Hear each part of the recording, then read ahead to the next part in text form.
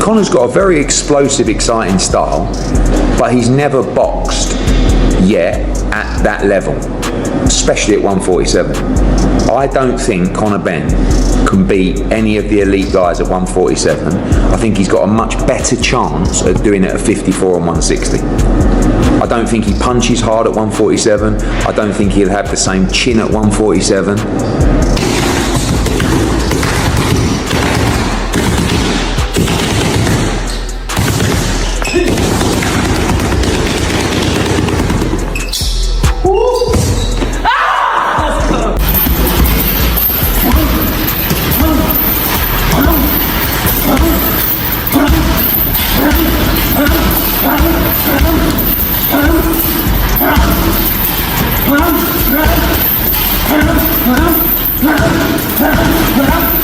I'm one of the best in the world at this. I don't even think about it. Yeah. All I do is focus on doing what I got to do. And that's why I am where I am, because I just focus on doing me.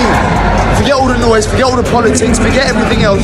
Focus on being the best fighter I can be and let my team handle the rest. You know, speaking of you punching people's heads in, you and Ryan got in it on X the other day. You said he lacks heart and you're gonna make him quit. Yeah. You know, that's not speculation. That's facts. We've seen. It's a fight, right? He tried to kill me, right? So if I put him in a stretcher, why is that a problem? And I'm gonna leave no crumbs. I'm gonna beat him so bad, I might even hit him on the ground. Nah, I'm not gonna cheat. We're gonna hit him though, till he falls on the ground. You're gonna be like, finish him. Straight off the bat, Eddie Hearn drops a bombshell. This isn't just promotion. Hearn openly warns Conor Benn that he's walking into a nightmare against Ryan Garcia. He believes Garcia is operating on another level at welterweight. Just feel like Ryan's just too sharp, you know, and I think there's a difference in levels between a Ryan Garcia and a Regis Prograis right now, you know what I mean? And I think if Ryan goes... And even questions whether Benn's biggest weapon, his punching power, will matter at this weight. Conor Benn fires straight back, refusing to accept the criticism. I don't think he has any power down at that weight, and I think he looked much more effective and strong. He promises September 12th will silence every doubter and insists the fight will be settled inside the ring, not through predictions.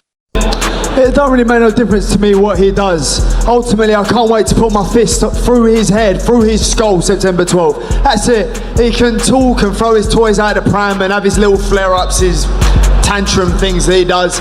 It don't make no difference to me. I've dealt with... Ryan Garcia then joins the mockery, attacking Benn's resume and suggesting his biggest wins came against fading names. According to Garcia, September 12th is when reality finally catches up with Benn. I mean, if I look at his career, he's only fought guys that are on the way out. He's never fought a young, hungry, talented fighter. This is actually his first time ever doing it. So we're gonna see what he has. He's rushed into this position, so we're gonna show him that what happens when you rush into something you're not ready for, and this is a promise. Former world champion Regis Prograis also sounds uncertain about Benn at welterweight. His hesitation only strengthens the doubts already being raised. I think that Ryan Garcia is a better boxer, but if they get to a fight, which it might happen, I will pick on Conor Benn. Because Conor Benn is not skilled. He's not that skilled, but he's a raw fighter. You know, he's just a raw fighter. He wants to get there. He wants to fight. So if they get to that, if they get to that fight, you think he'd be better? Conor Benn obviously was made about the weight drain. Do you think he'd be better at 47 or going up to 54 to try and make 54, that fight? 54. I think at 54. I think because at 47 he might be. Adrien Broner goes even further, calling it an easy night for Garcia. The disrespect surrounding Benn continues to build. How does he do if he fights Conor Benn? Who wins that?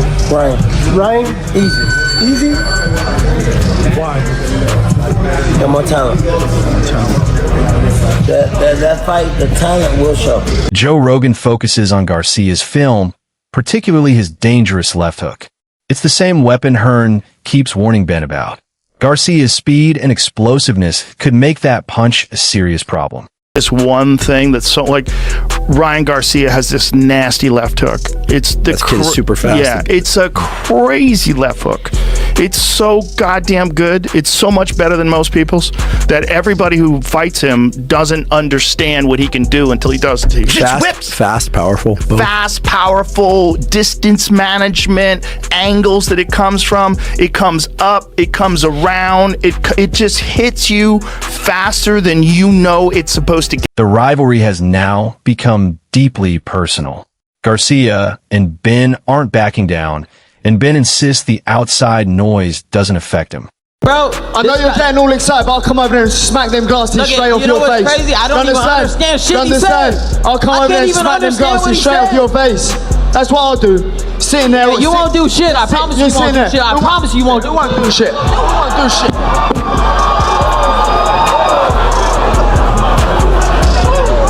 He even promises to force Garcia to quit. But beneath the confidence is a fighter who knows he has plenty to prove. I'm one of the best in the world at this. I don't even think about it. Yeah. All I do is focus on doing what I got to do. And that's why I am where I am, because I just focus on doing me. Forget all the noise, forget all the politics, forget everything else. Focus on being the best fighter I can be and let my team handle the rest. You know, speaking of you punching people's heads in, you and Ryan got in it on X the other day. You said he lacks heart and you're going to make him quit. Yeah. You know, That's not speculation. That's facts. We've seen it. Then Canelo Alvarez adds his voice. A pound-for-pound legend suggesting the gap is simply too wide carries enormous weight. Ben is now being written off by some of the biggest names in boxing. That's a good fight, right?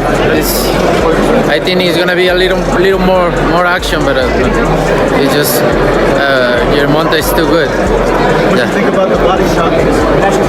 That cares a lot, but you know, we are fighters. We need to get out with that. Jeff Mayweather offers one of the few positive angles, admitting Ben's speed and power could change the fight. But even he questions whether Garcia needs his best performance to win. Both guys can punch. I think Ryan's a little faster, and might punch a little harder. I'm not sure, but so that makes it a pretty much an even fight. But like I said, Ryan Garcia, which Ryan is going to show up? Carl Froch delivers perhaps the harshest verdict. He tears apart Ben's resume, arguing that Ben hasn't beaten anyone close to elite level and still has too much to prove before demanding world title recognition.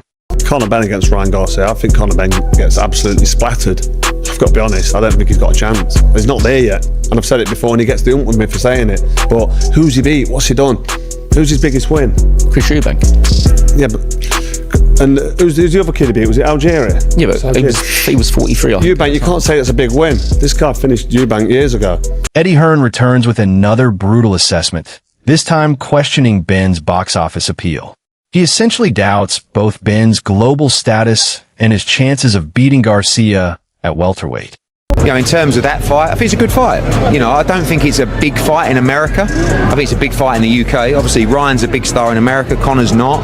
Ryan's a bigger star in the UK than Conor is in America, and Conor's a big star in the UK. So, yeah, I don't think it's a fight that's going to do massive numbers, but I like the fight. I think it's exciting. I think at 147, Ryan's a big fight. I don't think Conor should be fighting at 147.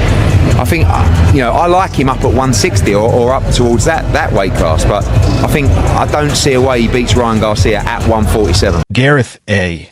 Davies predicts a knockout rather than a competitive decision and is already looking toward Garcia's next challenge.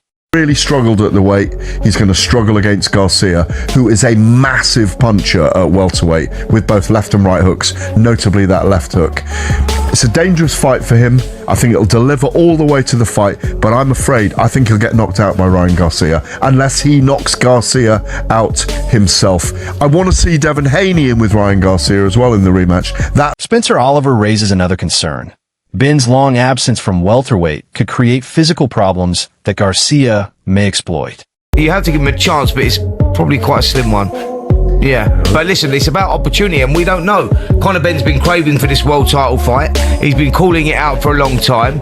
The thing that concerns me, Paul, is when you go up to 160 pound, the super middleweight division, and then you're coming back down to welterweight, you're the division that you used to compete in, but you haven't been there for 4 years. You haven't made that weight for 4 years. I think your body adjusts and, and acclimatizes to a certain weight division. And I think Ben responds by framing the fight as a legacy opportunity and demands to be taken seriously as a threat.